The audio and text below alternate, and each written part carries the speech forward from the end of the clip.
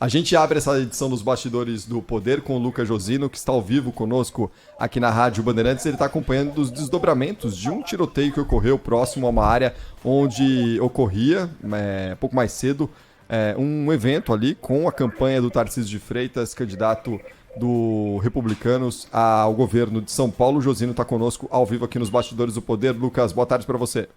Tudo bem, Cris? Boa tarde para você, boa tarde a todos. Ontem, por volta das 9h15 da noite, o candidato do Republicanos ao governo do estado de São Paulo, Tarcísio de Freitas, e sua equipe, decidiu ir para Paraisópolis, zona sul de São Paulo. Para quem não é da capital paulista, Paraisópolis é uma das maiores favelas da cidade de São Paulo. Mais de 100 mil moradores. O Tarcísio de Freitas, então, foi para lá hoje pela manhã, chegou por volta das 11 horas, foi a um polo cultural de Paraisópolis, estava no terceiro andar desse polo, conversando com alguns moradores, quando de repente eles ouviram uma rajada de metralhadora. Uma rajada de metralhadora por volta das 11h40. Alguns jornalistas também estavam nesse local, puderam descrever o que estava acontecendo. Depois de 5 minutos dessa rajada de metralhadora, pelo que nós apuramos, 4 homens que estavam em 2 motocicletas passaram e trocaram tiros com os seguranças do Tarcísio. Além dos seguranças, a polícia militar já estava no local e houve esse tiroteio.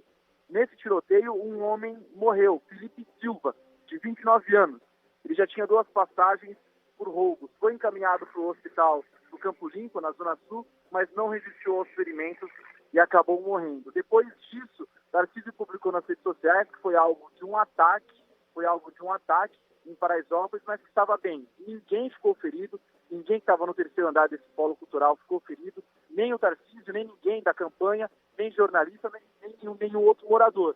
A polícia investiga por que houve esse tiroteio, de onde partiu e qual era o alvo. Mas, segundo a Polícia Civil, segundo as investigações, não foi um atentado político, não foi um atentado contra a vida de Tarcísio de Freitas. E ele mesmo confirmou essa informação agora há pouco em uma coletiva de imprensa que ele deu aqui no centro de São Paulo, na coordenadoria de campanha do Republicanos. Ele conversou com os jornalistas e disse que não se trata de um atentado político, não foi um atentado contra a vida dele, mas sim um ataque, de uma intimidação.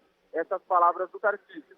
Por outro lado, o candidato adversário de Tarcísio, do Republicanos, Fernando Haddad, do PT, enviou uma mensagem ao Tarcísio que ainda não respondeu, mas se mostrou solidário, disse que é contra a violência. Inclusive, o próprio Tarcísio, nessa coletiva de imprensa, disse que já recebeu essa mensagem, daqui a pouco vai responder o Haddad, que não vai seguir a campanha normalmente, com segurança, vai continuar indo nas comunidades do estado de São Paulo, e a vida que segue. Essas são as palavras do Tarcísio de Freitas, mas foi uma manhã um pouco turbulenta na Zona Sul de São Paulo, viu, Cris? Muito bem. Lucas Josino ao vivo conosco. Obrigado, Josino. Bom trabalho. Lucas Josino é um lorde. É um lorde. Imagina, quer dizer, foi um pouco truculenta. Foi bala, né? Muita bala cobrindo ali o local onde se encontrava o candidato do Republicanos ao governo de São Paulo, Tarcísio de Freitas. Estou vendo que tem muita gente, inclusive na Polícia de São Paulo, tentando ali descaracterizar qualquer forma de atentado, mas foi um atentado mesmo, né? Tendo sido intimidação ou não, o objetivo era atingir o candidato ou simplesmente intimidá-lo, e só isso aí já revela um ato político que é preciso levar em conta. É preciso também a gente destacar que o candidato agiu de forma muito decente, eu achei, né? Ele não se aproveitou disso, não considerou, né, não interpretou aquilo como se fosse um atentado, que foi uma intimidação, mas olha, uma intimidação, o atentado é para isso mesmo, né? Para intimidar pessoas como ele, que os bandidos não queriam nas proximidades, ali não queriam na favela. O que salvou a vida das pessoas que estavam ali encurraladas foi a presença da Polícia Militar de São Paulo. Então eu queria aqui, primeiro, saudar a coragem dos policiais que enfrentaram os bandidos, né? Inclusive um deles morreu e o saldo disso tudo é que ninguém foi ferido, apenas o caso da morte de um dos bandidos. Melhor assim, né? É menos um para atormentar a vida das pessoas, menos um para cometer crimes, para matar, para sequestrar, para assaltar, para cometer todas as formas de violência. Então, se houve apenas uma morte e ela foi do bandido, melhor assim, né? Sem dúvida nenhuma, melhor assim. Mas há de se destacar essa atitude do candidato que não buscou se aproveitar politicamente da situação, ainda que claramente aquilo ali objetivava intimidá-lo, né? Ou intimidar a sua presença na favela. Tanto assim que há relatos de que os bandidos circularam várias vezes ali pela porta do local onde se encontrava o candidato, e jornalistas e tal, meio que reconhecendo ali, fazendo um reconhecimento do local, e depois se posicionaram e abriram fogo.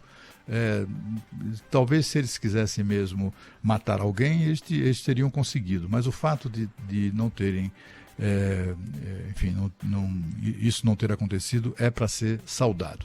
Eu queria também aqui destacar a coragem dos nossos colegas, né? Olha, os nossos colegas jornalistas que estavam lá, as imagens mostram isso, né? Quando abriram fogo, os fotógrafos e cinegrafistas que lá estavam foram para a janela, tentando se proteger como era possível, mas tentando, sobretudo, registrar as imagens, né? Apontar suas câmeras para os locais de onde vinham os tiros. Eu acho que essa é uma atitude que a gente precisa destacar, uma atitude de coragem dos nossos colegas.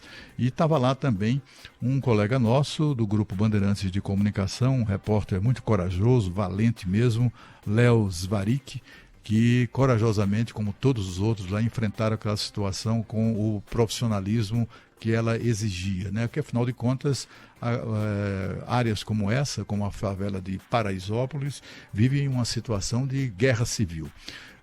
A presença da polícia militar na favela mostra uma situação muito diferente do que se vê, por exemplo, no Rio de Janeiro. Eu acho que é outra coisa que a gente precisa destacar, é o fato de que, se fosse isso, qualquer candidato sofresse esse tipo de intimidação, de ataque no Rio de Janeiro, não haveria polícia militar para proteger ninguém, porque a gente sabe da ordem, da decisão que há do Supremo Tribunal Federal no sentido de impor limites e até proibir a ação da polícia militar nas favelas do Rio de Janeiro. A gente sabe, já falamos sobre isso aqui tantas vezes, né? A favela são mais de 1.500 favelas no Rio de Janeiro, dominadas apenas pelos traficantes ou por milicianos, quer dizer, 1/3 das favelas estão controlados por milicianos, e o restante controlados pelo crime organizado mesmo, né? Pelos traficantes de drogas.